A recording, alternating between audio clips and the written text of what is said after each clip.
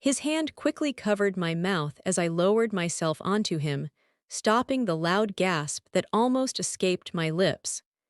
The old couch groaned beneath us like it might tell everyone our secret with just one movement.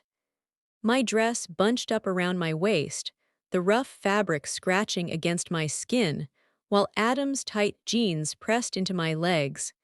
He was so much bigger than I expected. My body shook, muscles trembling with a mix of pain and desire that made everything blurry. The room smelled like leftover pizza, and the sweet candle I'd lit to cover any trace of him being here. But all I could smell was his warm skin and the fresh scent of his shirt from the night shift he just finished. Rain hammered against the glass doors, making them rattle with each drop. Wind slammed against the windows, and lightning lit up the room just enough to show dust particles floating in the lamp light we forgot to turn off. His breathing was quick and uneven in my ear, almost like he couldn't believe this was happening as he held still, his fingers gripping my waist tight, while I tried to get used to him being inside me. I felt the leather sticking to my sweaty back, every sound too loud, and I hoped my daughter wouldn't come out for water before we found a way to move without shaking the whole couch. He whispered that I could tell him to stop, his voice cracking like he was already scared of what I might say, but instead my nails dug into his shoulders, pulling him deeper until the stretching pain turned into heat and my soft moan vibrated against his palm. The storm covered our first movement, thunder rolling across our quiet neighborhood. But the second thrust happened in complete silence, so thick we both stopped moving, hearts beating so loud the quiet felt crowded. A neighbor's light came on through the curtains, painting a thin line across Adam's face, and seeing his eyes wide with panic and want made my stomach flip harder than any guilt could. I never thought I'd cross this line. I'm 37, handle the PTA money, married to a man who sells house loans and falls asleep by 10 every night, and mother to a 10-year-old who still thinks I can fix any bad dream. Adam is 25, works for my husband, the young guy I used to make birthday cupcakes for when his mom couldn't make it to the party. 2 months ago, he still called me Mrs. Walsh with respect. Now his hands shake on my hips like they own me. Loneliness had been eating away at me as my marriage got buried under money worries and endless work calls. Adam saw the emptiness before I even knew it was there, filling it with small, kind gestures, carrying in groceries, fixing broken cabinet doors, and quietly noticing how my laugh sounded different when I stopped pretending to be happy. One night, while Jeff slept in his chair, Adam stayed late to finish some paperwork and asked why I seemed so quiet, wondering why I never played music anymore in the house. I said that silence felt safer. He said silence could kill a person slowly. Those words settled into a place in my heart I thought had died long ago. Here we are now, two hungry people devouring each other in a living room that still smells like family movie nights, while thunder shakes the picture frames of a life we're tearing apart at the edges. His next thrust goes past the pain. Heat floods through me. My knees go weak under him, and I bite his shoulder to keep the gasp from escaping. He holds back a groan in my hair, the sound going through my head, while the couch makes a warning sound we choose to ignore, because bodies looking for comfort don't care about worn-out springs. My mind wanders to Jeff's car splashing through downtown puddles, that late business dinner going on forever. He texted saying he'd be home by midnight. It's only 10:42, but time moves fast when you're naked under someone who isn't your husband. The phone buzzes on the coffee table, its glow showing the sudden panic in my eyes, and Adam notices. He stays deep inside me, sweat running down his face. I whisper softly, brushing it away against his neck. My words shake, and sickness twists inside me because I chose passion over honesty. The rain starts to ease up, letting the thunder rumble quietly in the distance. Without the storm's noise, every uneven breath sounds like a whispered secret, exposed for everyone to hear. We keep moving slowly, the couch creaking softly, each sound like a clock counting down to something terrible. My hair sticks to my forehead. His chest slides against mine, slick with sweat, and I smell my own deodorant mixing with his cologne. A normal scent now charged with forbidden desire. What would you do if the thing that made you feel alive was also the secret that could destroy your whole life? The question cuts through the fog just as Adam's rhythm stumbles, his body swaying dangerously close to the edge. I hold him tight, my eyes locked on the hallway where a soft night light glows, afraid it might show my daughter's curious silhouette. Lightning flashes again. Complete silence followed, no footsteps or door handles turning. The tension finally breaks. He shakes, muffling a broken sound against my neck. My own heart races, crashing with the rhythm of our bodies, shaking around a fullness that finally feels right because I made it happen. He collapses on me, his weight pressing down, squeezing the air from my lungs in a way that feels more real than any hug I've had in years. My hand moves to his hair, trembling as guilt stabs me like cold rainwater leaking through broken roof tiles. We stay connected, gasping for breath, the leather clinging to our skin, listening for the chaos that hasn't come yet. A car drives by, its tires whispering on the wet road. We separate like we've been caught doing something wrong, quickly putting on clothes that suddenly feel strange on us. I stand first, my knees shaking, my dress fabric sticking wetly to my thighs as I look again down the dark hallway. Silence surrounds me, but fear grips me tight. It digs deeper, because secrets find no safety in quiet houses. Adam quickly zips his jeans, his hands shaking, eyes shining with relief and new worry. He comes closer, whispering for me to text him, then quietly slips out the back door into the light rain, leaving the room filled with the smell of storm and temptation. The leather couch sinks under me, its coolness touching my legs while I press my trembling fingers to my swollen lips, tasting the salt that could be tears or sweat. My phone buzzes again. Jeff is running late. Love you. Those words cut through my heart so sharply I barely feel the pain until my breath catches. I stare at the damp couch cushion and the hallway. My daughter might wonder, and the truth has woven itself into this room, ready to echo the moment someone really looks. If you've ever felt the exciting rush of forbidden desires mixed with the fear of being caught, you're definitely not alone. Please show your support by liking and subscribing. The more time you spend here, the more stories like this will reach people who need them. At 5:45, Mark's alarm beeps, a familiar sound that wakes me from sleep. I'm first to get up, my feet softly touching the hardwood floor that creaks in the cool morning air, while he stays under the covers, looking at market reports on his phone. I make his Ethiopian coffee, placing his favorite mug by his keys, then choose decaf for myself since anxiety sits just under my skin these days.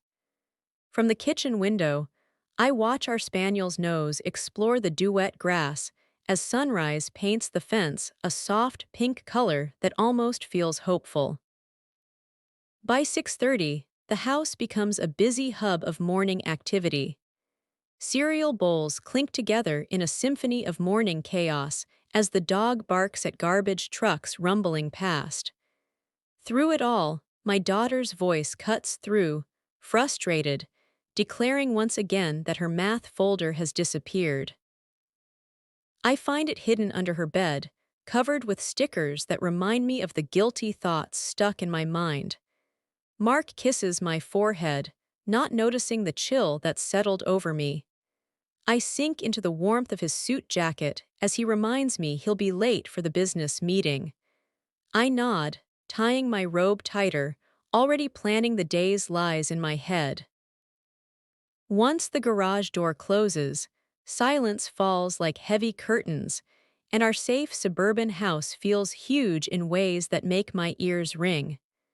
I wipe syrup from the counter, rinse bowls, and glance at the leather couch. Its cushions sit crooked where last night's storm pressed me into them. I straighten a throw blanket, but the memory of my shaking hips won't flatten so easily. Adam starts texting before school drop-off. He sends a photo of sunrise over the hardware store roof, the sky bright above stacks of mulch, a color he knows makes me smile. I respond with a thumbs up, fingers tingling, then silence the conversation before the notification sound can give me away in the minivan. My daughter chatters about a book report while I count stop signs, each red shape reminding me to slow down before someone notices how fast my heart beats. At the grocery store, I push a cart past towers of cereal-smelling lemon floor cleaner that reminds me how Adam once said my kitchen smelled like oranges when I baked muffins for his boss. I look over apples, very aware of every older neighbor who might start a conversation. Mrs. Langley waves from the frozen food section. I wave back, forcing my breathing to stay calm, terrified she'll see desire written on my face like rings marking a tree's age. At midday, I grade essays at the breakfast table. My side job tutoring college kids while rainwater drips from gutters Mark forgot to fix. The laptop's hum covers the buzz of my phone as Adam writes about lunch at the work site. My thumb hovers over the reply, but I type busy, maybe later, feeling the strain in that simple lie. Across the table sits the salt shaker Adam fixed when its metal top broke. I twist it back and forth, craving the steadiness of his hands, even as guilt flavors every thought. Our secret started 2 months ago when Mark sent me to deliver house plans to the renovation site. I found Adam wrestling with plywood in a room stripped down to wooden beams, dust particles spinning in sunlight. He asked if I could hold the board while he braced it. Sawdust sprinkled my hair like snow. His thanks came with a smile too warm, and I felt something open up, a small bud in dry soil. 2 days later, he texted to make sure I got home safely because the roads had ice. I read the message 3 times, pulse fluttering at concern my husband rarely showed. From there, the touches grew like climbing vines, fingers brushing over a dropped tool, shoulders bumping in a narrow stairway, shared laughter echoing in unfinished rooms that smelled of wet wood. One evening, I brought coffee to the site. Adam leaned against a raw beam, steam from the cup mixing with his breath, and asked if I felt lonely in a full house. I lied, saying motherhood kept me busy. But my eyes stuck on the tattoo peeking above his collar, and the truth showed in my shaky exhale. Guilt grew the night I dreamed of him bending to kiss sawdust from my cheek. I woke sweating in moonlight, silver light covering Mark's sleeping form beside me. I pressed a hand to my lips as if they'd bruise if I didn't. The next day, Adam found me alone in the supply closet of the new house, looking for paint samples. The space smelled of paint and pine. My shirt brushed wet primer, leaving a mark he wiped with his thumb. Electricity jumped between us so strong I dropped the color book. He caught it, brushed my knuckles, and we both stepped back like the walls had grown teeth. Still, distance got thinner. We started texting while my family watched TV, phone dimmed, each ping an electric shock. He asked about my favorite songs, sent playlists with guitar music that pulsed through veins otherwise starved of music. I answered with photos of the dog sleeping upside down, innocent pictures hiding how much I craved the notification that followed. One Friday, Mark's meeting ran late, and Adam offered to wait with me in the driveway until the locksmith came to fix our stuck garage keypad. We sat on the porch swing at dusk, air buzzing with insects. He told me his father never came back from a trucking job when he was 9. Loneliness, he said, can become fertile ground for dangerous vines to grow if tended by the right hands. I looked down at my bare feet on the porch boards, suddenly realizing I'd been tending those vines with every smile I gave him. That understanding unlocked a door in both of us. A week later, Mark came home with shelf brackets, insisting we make coffee and linger in the kitchen, the dog sleeping peacefully at our feet, cabinet light casting warmth on his hair. As I reached for mugs, my shoulder grazed his chest, creating tension in the air. Neither of us moved away. His breath caught. The smell of cedar from his shampoo surrounded me, and my heart beat so hard I thought the dog might wake up. Adam whispered, "You smell like oranges again." The words sparked something inside me, slipping under my skin like a match striking flame. I laughed too high, too fragile, and knocked a mug onto the tile where it shattered into pieces. We knelt to pick up the fragments, our hands shaking inches apart. It was the first time his thumb brushed mine on purpose, a silent question hanging between us. After that, the secret meetings became nightly routine at 11 as Mark's soft snores filled the room. Adam's truck sat idling at the curb under flickering streetlights, a silent guard as he waited, making sure my power stayed on through the violent storms, fleeting touch of knees as we bent to check floorboards. Every intimate moment drained air from my marriage, making it impossible to breathe anywhere else. Panic hit when my daughter asked about Adam's frequent visits. I made up the idea that construction teams carefully check every detail. Then she wondered why Dad didn't know we'd shared pizza with Adam after school last Thursday. I laughed to hide the turmoil inside, but nausea gripped my stomach as I realized how dangerously close the boundaries were getting. That evening, the dog barked sharply, sensing a shadow on the porch. My heart raced, imagining neighbors lurking behind their curtains, eyes wide with curiosity. The night before the couch incident, Mark kissed me goodbye, casually suggesting I pick paint colors for the den. I agreed, my thoughts drifting to the hardware aisle Adam often visited. He texted at noon, asking to meet and show his choices. I wrote, "Can't drive to the store yet." My heart raced as I saw his reflection in the glass door. We walked through aisles thick with varnish smell, carefully choosing color samples. Neither of us minded the fleeting touches as we brushed past the tight display aisles. At checkout, he tucked hair behind my ear, a gesture too intimate for the harsh fluorescent light. The elderly cashier's stare held me captive, shame washing over my skin as storm clouds gathered ominously overhead. Mark entertained clients at dinner that night. Adam brought paint samples, emphasizing they'd run out if not chosen immediately. My daughter fell asleep while colorful cartoons played on screen. The dog settled comfortably at her feet. Lightning danced across the sky, thunder rumbled ominously, and power flickered twice, casting the house into haunting twilight.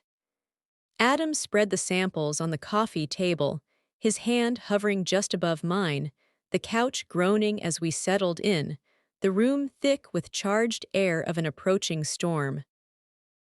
I turned to thank him. His lips hovered tantalizingly close, igniting unexpected desire. In an instant, we crashed together, muffling the first gasp as every line I'd drawn in delicate blue chalk dissolved under a storm of electric desire. I turned off notifications, but silence got louder, filling cracks in my day like water always looking for the lowest place.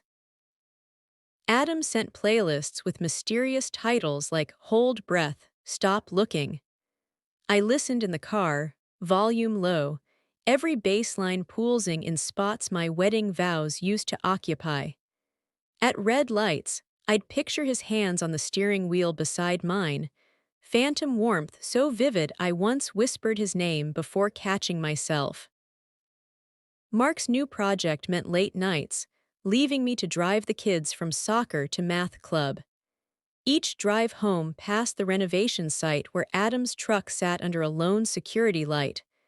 I'd grip the wheel until my knuckles went white, telling myself not to pull in, but my eyes always looked that way, a secret path mapped in muscle memory. When I resisted, he'd text, "Saw you pass," proof he felt the magnetic pull too. Inside the house, small lies multiplied like fingerprints on glass. I told Mark the dog needed late walks so I could pace the block and catch Adam's truck idling at the corner, headlights off, his silhouette just a darker shadow in the cab. We talked through cracked windows, nothing more than hushed updates, but my pulse slammed so hard I feared the porch light would flicker in time with it. Some nights the dog pulled toward him, tail wagging, almost exposing the tremor in my voice when I scolded her back inside. Sunday mornings, church pews turned into tight ropes. Adam volunteered with the sound booth, headset crooked over one ear, eyes tracking audio levels while mine tracked him. Once during prayer, he brushed past my row to adjust a microphone. His knee touched mine, a whisper longer than needed, and the hymn book slipped from my hands with a clap so loud even the pastor looked up. My daughter giggled, thinking I dozed, while my cheeks burned hotter than stained glass in noon sun. The construction site became a maze of narrow hallways framed in wooden beams, every corner a chance to collide. One afternoon, I delivered Mark's forgotten house plans, expecting workers everywhere, but found only Adam marking measurements on raw beams. Sawdust hung in shafts of light like suspended secrets. He came over to thank me and a nail gun hissed, startling me into stepping back, heel catching on scrap wood. He grabbed my waist to steady me, fingers spread over ribs under my blouse. 3 heartbeats of overwhelming closeness shattered by distant footsteps, making us spring apart quickly. We started using safe language, though it was anything but safe. Need help measuring the alcove, meant meet by the empty stairwell. Color swatches became visual code. Watching my movements from far away, never touching, every hidden message drew us closer, tension real even in simple grocery shopping. The beep of the barcode scanner sounded like his soft, secret approval echoing in my mind. The cashier asked if I felt okay. I made up a story about missing breakfast, but the gnawing emptiness inside had long since gone beyond hunger for food. My phone buzzed with electricity during family movie nights as Mark laughed at jokes while Adam shared photos of drywall, his thumb accidentally in the frame like a hidden signal. I'd silence the phone, hiding it under a pillow. But each buzz sent a shock through me like a shock collar, my eyes darting to hallway shadows as if guilt itself might enter wearing my daughter's pajamas. The dog would lift her head, sensing tension in the air. I thought I'd hidden my secrets well. On a gloomy Tuesday, Mark's voice broke the silence, saying he'd left an important contract in the den. I suggested scanning and emailing it, a clever trick to buy time as Adam lounged on the opposite couch, soft knees inches from mine, discussing trim colors that meant nothing. As thunder rumbled ominously outside, I frantically searched desk drawers, hands trembling. Mark's voice crackled through speaker phone, asking a question that chilled my spine. "Are you alone?" Adam stayed quiet. The air hung heavy in silence that followed Mark's question. Tight and expectant like a wound spring ready to release, I lied. Yes, indeed, ended the call, then let out a broken laugh, my forehead resting against Adam's chest until another thunderclap jolted us apart. Tension escalated in the hardware aisle as Mark impulsively decided to treat the crew to lunch. He entered just as Adam and I leaned in, our heads nearly touching as we discussed cabinet handles in brushed nickel. Mark's hand rested on my lower back, warm and innocent, but carrying weight of ownership, while Adam adjusted his smile, voice polite, but pitched just slightly higher than usual. Mark asked why I'd traveled across town for knobs. I said supply chain delays, each syllable bitter as rust. Adam left with deliberate grace, and I noticed how his shoulders tensed with each step, creating distance between us. Later that week, I met Adam behind the gym after a PTA meeting, night air contrasting with my anxious sweat. We stood apart, each against our own brick wall, a gap of moral distance stretching between us. I insisted we needed to step back. He nodded, eyes glistening with unshed tears, hand trembling as if wanting to bridge the distance. A door slammed and Mrs. Langley's laughter echoed through the air. We quickly separated, pretending interest in parent flyers until her car drove away. Relief mirrored grief's depths. The hardest times unfolded at home. Sorting clothes, I found a contractor pencil in Mark's dress shirt pocket, Adam's favorite brand, thoroughly chewed. I clutched it until the fabric cooled, then pushed it back, heart racing at how two worlds had tangled in that one piece of clothing.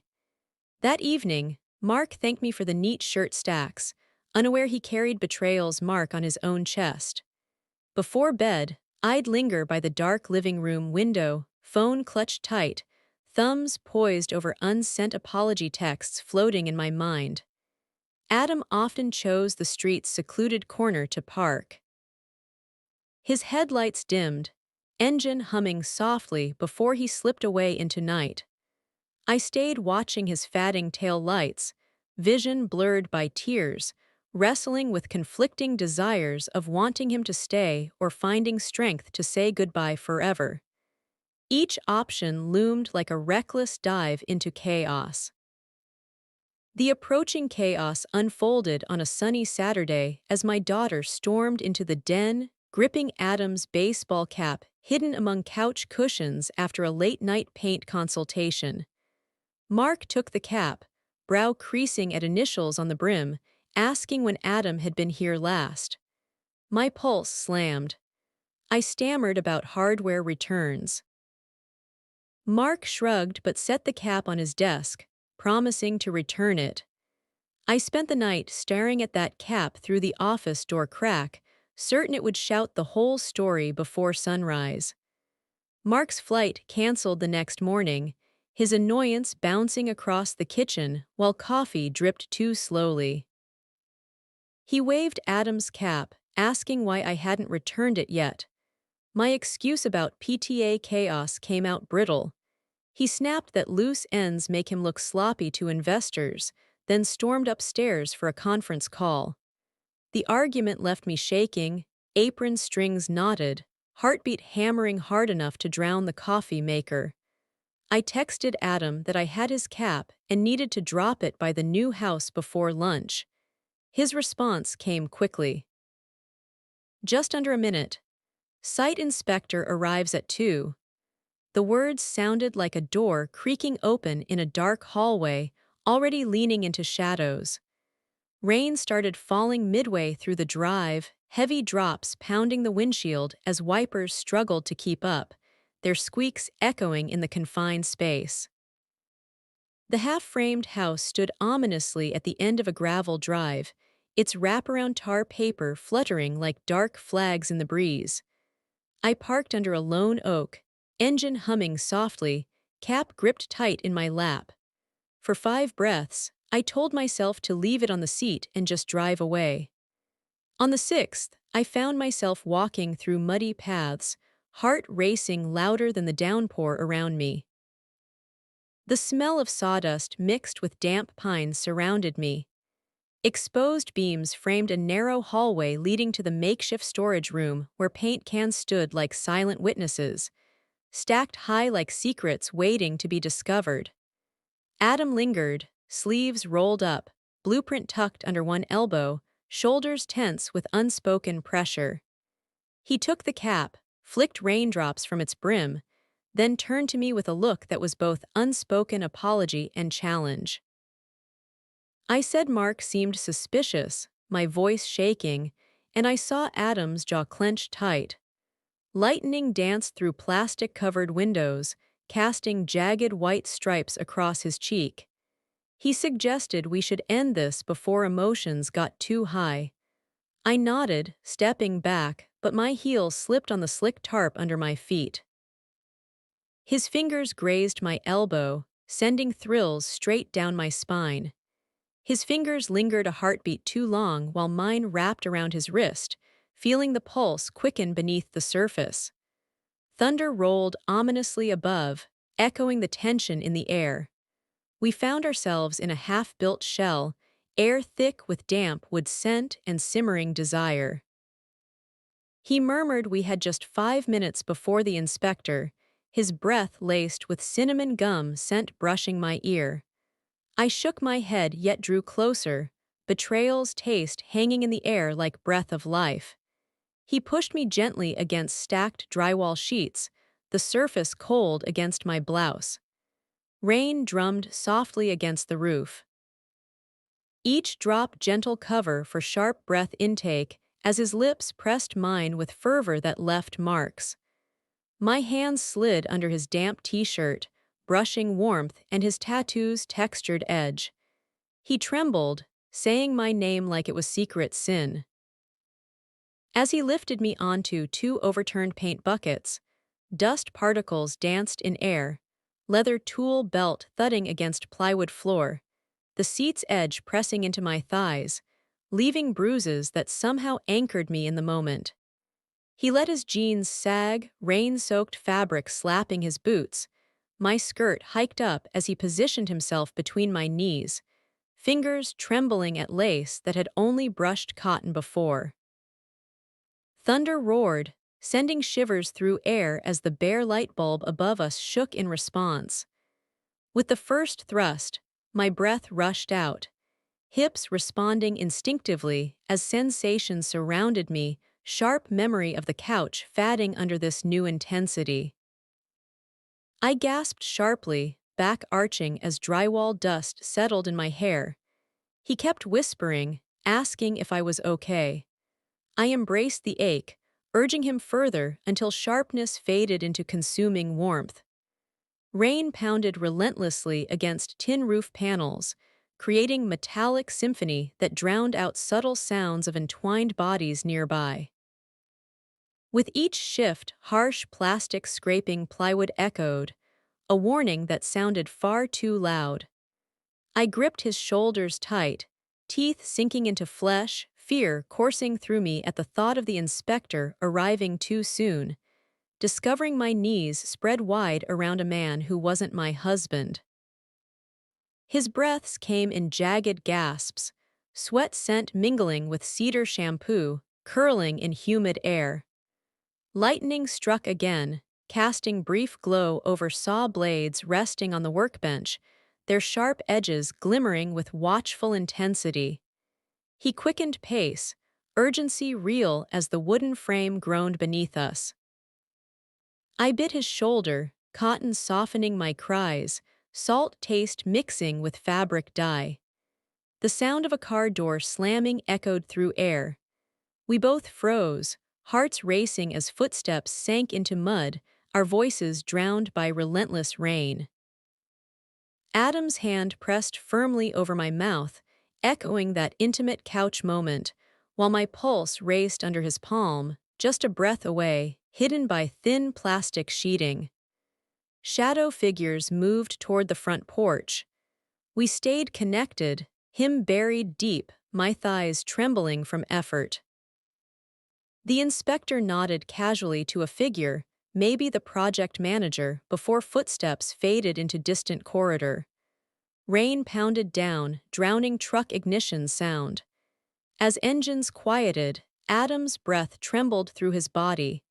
He tried to withdraw, but my legs clamped down, turning fear into intense desire. I whispered, voice shaking. He groaned, thrusting once, then twice, urgency building, fully aware danger hadn't passed but was ready to return any moment. My climax shattered violently, breath caught, sight speckled with white. He followed closely, body coiling with tension, forehead thudding against drywall behind me. Silence filled the space, broken only by rhythmic rain pattering through frayed roof wrap edges. He gently slid hands down, caressing my skirt, sending shivers down my thigh. I slipped off the buckets, knees trembling, drywall dust clinging to me, streaking my stockings like delicate chalk lines. He tucked himself away, eyes shimmering with relief and fear mixed. We dabbed foreheads with clean cloth meant for brushes, then fell silent. No footsteps, no creaking doors, just tempest outside and our deepening breath's rhythm. He cupped my face, voice hushed urgency, insisting we truly needed to end this. I nodded, tears tracing paths through drywall dust. We slipped outside separately, him following behind me, mud splattering our legs, wind tearing away any lingering scent. Back in my car, hands trembled so badly keys slipped from my grasp. Rain lashed the windshield, wipers struggling to clear chaos. Each swipe desperate attempt to dispel approaching dread. I glimpsed his truck mirror flickering briefly as he merged onto the main road, tail lights swallowed by rain torrents. My phone vibrated. Message from Mark asking if I'd decided on cabinet handles. I pressed my thumb against it, leaving damp marks on the surface. My reflection in rearview showed smeared mascara and drywall specks glinting like secrets under dim light. I brushed them away, but a lingering trace remained, ghostly white line where Adam's hand had touched my cheek. The steering wheel felt icy, stark contrast to sultry heat filling the cabin. I drove home with windows cracked, rain mist stinging my face, lungs gulping storm air as if some cleansing could reach that deep. I parked a couple blocks down, checking mirrors for prying eyes, then rushed to the porch, my heartbeat matching the lingering bucket scrape sounds. Inside the house, the dog wagged its tail while my daughter, blissfully unaware, hummed upstairs. I pressed my back against the door, straining to hear my heart's steady rhythm finding peace. It refused. With each phone buzz, dread washed over me, but I couldn't resist looking. Mark arrived home sooner than expected. His shoes left muddy splashes on foyer tile, and the unexpected sight made my heart race. He walked in with takeout from our anniversary restaurant, an unusual gentle smile on his lips. He said the business meeting ended in celebration, and he felt compelled to share this good fortune with me. My daughter rushed downstairs in her socks, excitement bubbling as she squealed about pasta. Meanwhile, I stayed frozen, mascara half removed, drywall dust still lingering like a ghost on one cuff I'd missed in the mirror. The dog sniffed my hem and sneezed, nose detecting sawdust remnants I'd failed to fully vacuum from car mats. Dinner was a romantic fantasy scene with silverware gleaming, candles flickering softly and takeout arranged to look home-cooked. Mark raised his glass, toasting fresh starts and hidden possibilities. I raised my water glass, avoiding wine's warmth that might course through my veins, gaze flickering to the den where Adam's cap once rested. The absence lingered. A haunting echo in room silence, more pronounced than any flashy decoration could be. My daughter laughed at how candle light warped her spoon's reflection. I felt heat touch every inch of skin. Mark asked about cabinet handles. I recited part numbers, voice steady, heart racing as I rushed forward. He nodded with interest, but his gaze wandered to my blouse neckline where subtle tarp marks still lingered, hints of red remaining. I shifted, prickles running down my spine. The dog nudged my leg, whimpering, reflecting tension crackling in the atmosphere. As the meal continued, Mark paused, setting his fork aside and folding hands with judge-like authority ready to deliver verdict. He mentioned the inspector had called, revealing they'd just missed him by 5 minutes, and he'd observed a female volunteer on site despite bad weather. Mark's eyes locked onto mine, expecting spark of understanding. I slurped noodles that tasted chalky, casually mentioning I'd stopped by to check finishes, thinking crews were around. My daughter watched us closely, picking up tension, cheeks puffed like a squirrel hoarding precious nuts. Mark insisted, "Why didn't you mention the visit when I called about cabinet handles?" I made up the story about losing signal in the storm. He raised an eyebrow, pushed his phone across the table, showing photo sent by inspector. Hazy image of two silhouettes behind plastic, one strikingly familiar. My stomach twisted in knots. I slipped away to grab Parmesan, hands trembling so violently the grater clattered like castanets. In the pantry, I gripped shelves tight, eyes blazing with panic, air thick with tomato scent and looming disaster. Soft footsteps echoed behind me, my daughter clutching the dog's chew toy, innocent voice asking if I was okay, nodding the peculiar striped expression on my face. I held her close, embrace fierce, murmuring everything was fine while my heart screamed with every pulse. Returning, I found dessert plates carefully arranged featuring tiramisu Mark had surely bought. He offered me a slice first. His smile vanished, expression lifeless as blank paper. He asked if I'd crossed paths with Adam that day. The dog growled low, ears pinned back uneasily. I firmly said no, cheeks igniting with betraying pink flush.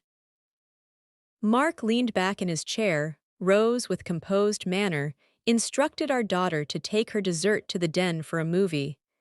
She paused, eyes filled with uncertainty.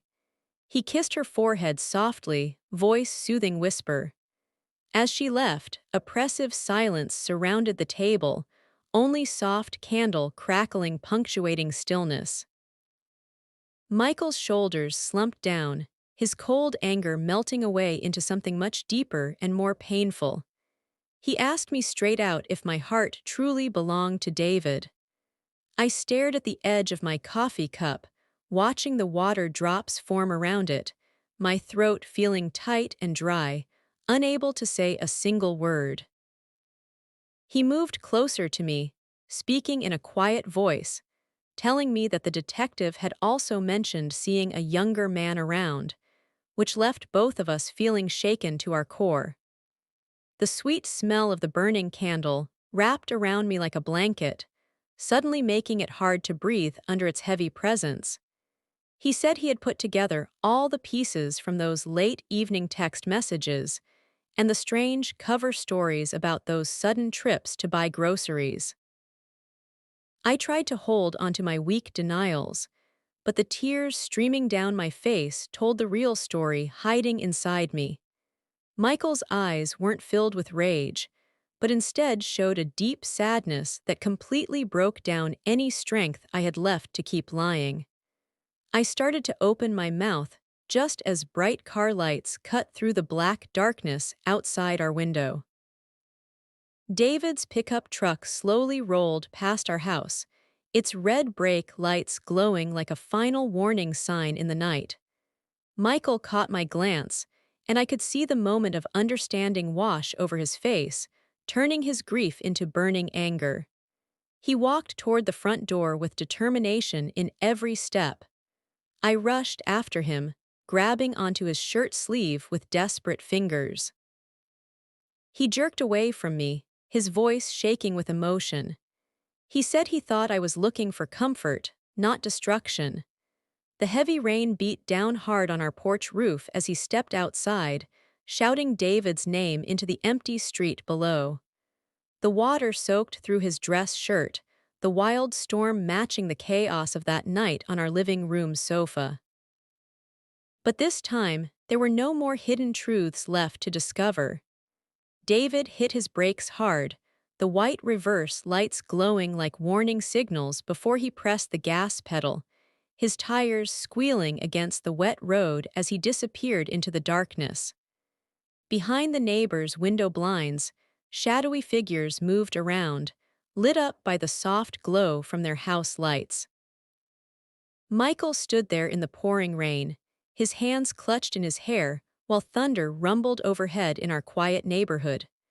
I found myself standing on the front porch as cold raindrops hit my bare skin. The black streaks of my makeup ran down like hidden secrets, finally being revealed from a locked journal. His eyes glowed with a red fire as he asked me if it was real love, or if I just wasn't enough for him anymore. The question hung in the air, cutting deeper than any accusation could ever reach. I rushed out a stream of sorry words, each one getting more confused than the one before. He shook his head and walked right past me back into our house, the door banging shut behind him, leaving me standing outside where the heaviness of unspoken lies filled the quiet air. In the dim light from our family room, my little girl stood in the doorway, holding our dog close to her chest, her scared face lit up by the dancing candle flames. Michael disappeared upstairs, leaving behind a thick tension that you could almost touch. A heavy suitcase crashed onto the bedroom floor above. The zipper made a harsh screaming sound as he quickly threw his clothes inside. Each sharp noise echoed like metal scraping against wood boards. I stood frozen in our front hallway with rainwater pooling around my bare feet. I suddenly realized that the storm raging outside had somehow found its way into our safe home. I followed him up to our bedroom, speaking in whispers so my daughter wouldn't hear me from the hallway below. Michael folded his shirts with careful precision that didn't match the chaos spinning inside him, silent tears rolling down his face in steady streams. He told me he would stay at a nearby hotel, needing space and time to think about whether broken trust could ever be built back up again. I reached my hand toward his, a quiet gesture filled with all the things I couldn't say out loud. He pulled back like my touch had burned his skin. From downstairs, my phone started buzzing with a call from David asking if I was okay. I looked at the screen, feeling my heart break into pieces, unable to answer. Michael dragged his suitcase behind him, his eyes glancing at my phone screen, the pain in his face growing even tighter. He left without saying another word, the soft click of our front door sounding as loud as thunder in the complete silence. The motion sensor light in our driveway turned on, casting a bright spotlight on his figure as he seemed to shrink under the endless rain. I collapsed into a chair at our dining room table, watching the candles flicker in the cool breeze, the untouched dessert still sitting there while our house echoed with the empty sound of missing footsteps. My daughter came over and knelt down beside me, her small hand touching my knee as she asked in a tiny voice what was making me so sad.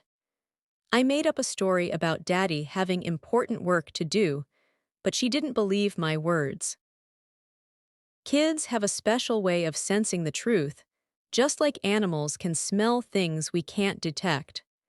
The late-night rain continued falling softly, slowly becoming just gentle drips from our roof. I thought back through every choice I had made, Every secret moment, the quiet passion on our couch, the sharp feeling of guilt, sensing the complex web of damage that was now part of my very being. My phone buzzed again with another call from Adam, but I turned it completely off, feeling scared and hurt as my wanting him fought against my need for peace and quiet. I walked over to our living room window, wrapping my arms around myself, watching Mark's red taillights fade away and vanish into the night. My eyes then looked down at our leather couch, still holding whispers of what had happened there before. Lightning lit up the sky, showing my reflection in the window glass for just a moment. Dark smudges marked the surface like a map of secrets buried deep underneath, showing a woman who had changed so much that even her own daughter might not recognize her. We had been so careful with our plans. We thought we were completely hidden from anyone who might be watching. But secrets have their own way of coming apart as time goes by. And I'm not sure what frightens me more, losing him forever or finally being discovered.